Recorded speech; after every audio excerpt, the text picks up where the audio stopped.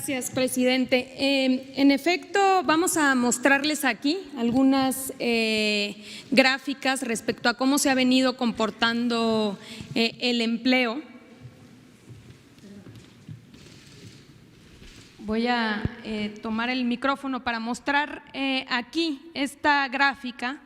Esta gráfica es a partir del primer caso detectado del COVID del 29 de febrero, cómo había sido el comportamiento según los datos del Instituto Mexicano del Seguro Social. Es a partir del 13 de marzo que empezamos a ubicar una caída en el empleo formal. Identificando que del 13 de marzo al 31 de marzo se perdieron 198,000 empleos y 148,845 en lo que va de el 1 de abril a el día 6, que es hasta el corte que tenemos al día de hoy.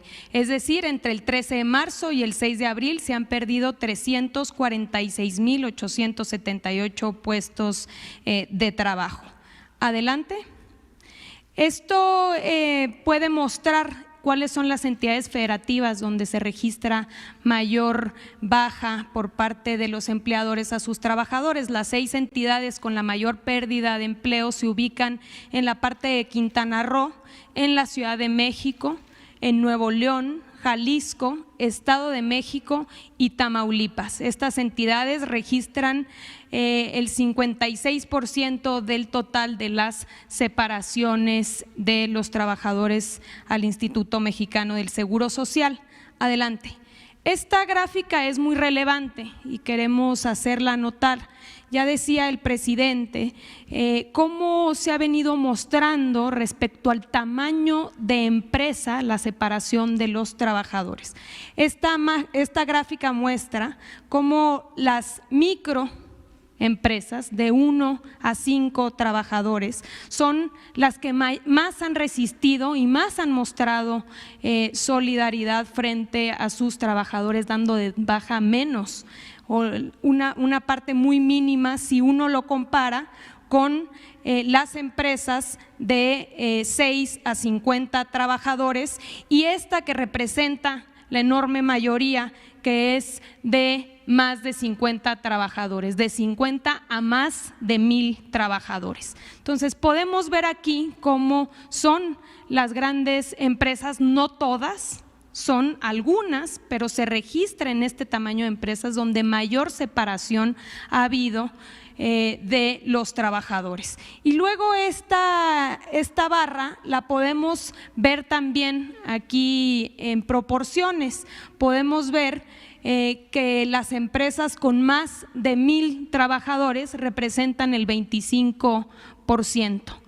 De 500 a 1,000 trabajadores, 19%, de 251 a 500 trabajadores, 22%, y de 51 a 250, 34%.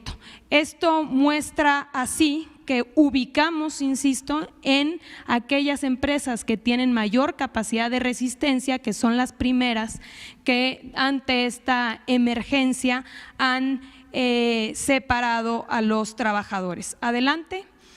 Esta rápidamente es una muestra ya por empresa y también detectamos este comportamiento a través del cual de un día a otro dan a su plantilla entera de baja y quedándose con 0 trabajadores. Aquí se puede mostrar cómo de un momento a otro una empresa da de baja a 669 trabajadores y se queda con 0, o a 597 trabajadores y se queda con 0. Y así podemos identificar y hemos venido dando seguimiento puntual a todas estas empresas que tienen este comportamiento obviamente atípico de dar de baja a sus trabajadores la plantilla completa. En este sentido hemos venido insistiendo una cosa muy importante, y es que no existe fundamento legal frente a esta emergencia para separar a los trabajadores o para despedirlos. Y el llamado que hacemos sobre todo a estas empresas es a reconsiderar.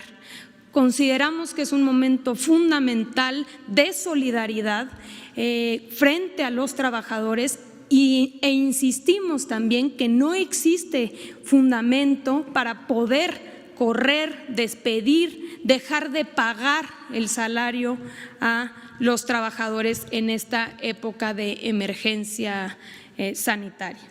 Adelante.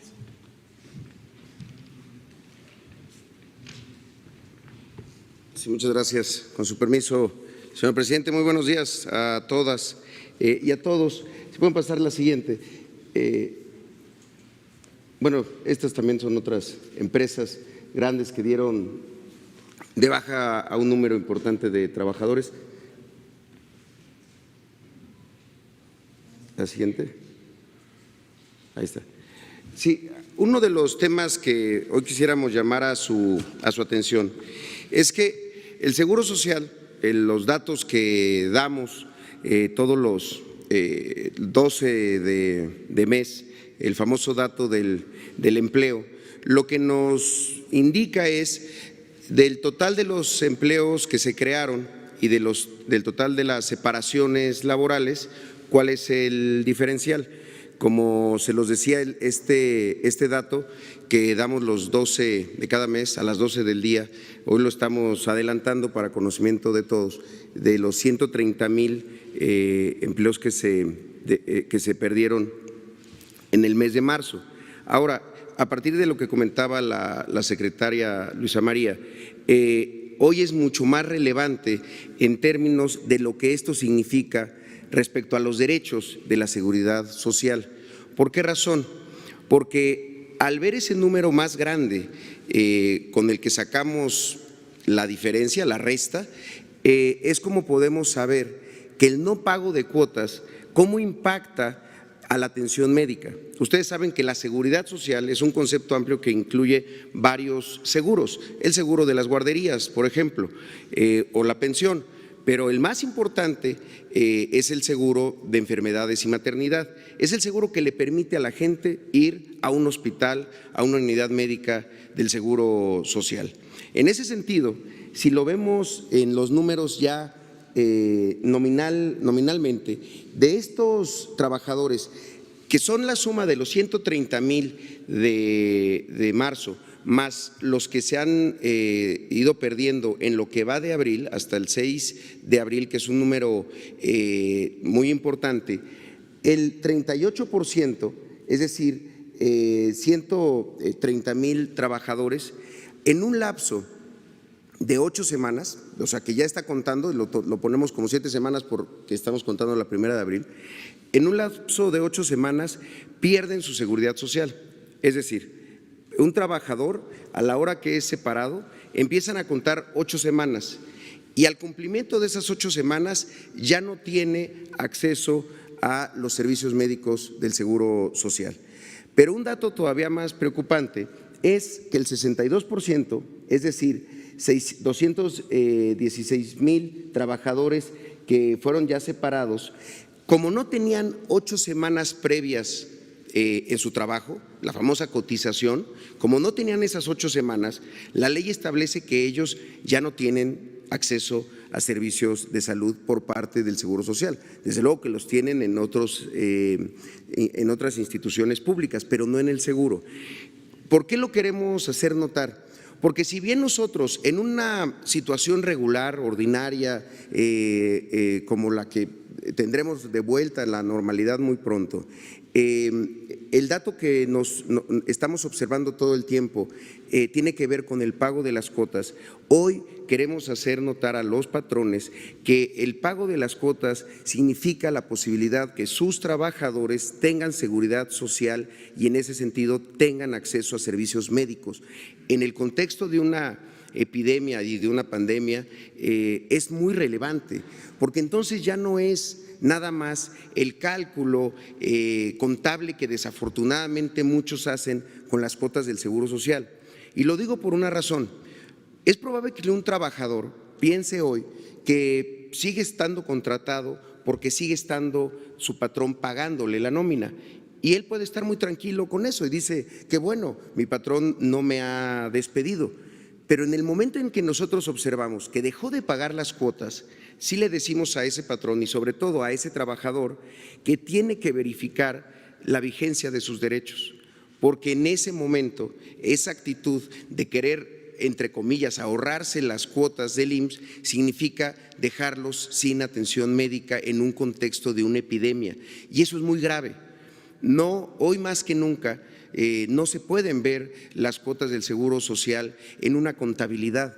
Son cuotas que implican derechos y son cuotas que implican derechos a la salud y son derechos a la salud que pueden significar la vida o la muerte. Entonces, queremos hacer ese llamado, sobre todo a las empresas más grandes, porque lo observado y mencionado aquí por la secretaria es muy claro.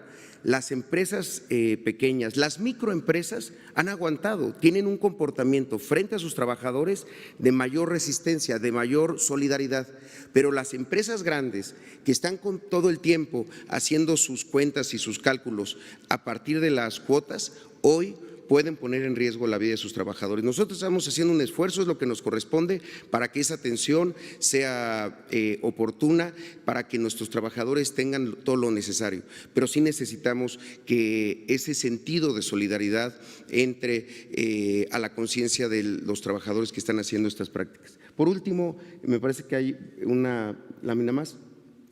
Bueno, es lo que mencionábamos ya, solo lo ponemos en un breve resumen. Cómo las empresas pequeñas están siendo solidarias con sus trabajadores porque saben que si los despiden o si dejan de pagar las cuotas del IMSS, eso significa que no puedan tener servicios de salud. Y el llamado a que el resto aprenda un poco de esa actitud y haga lo mismo.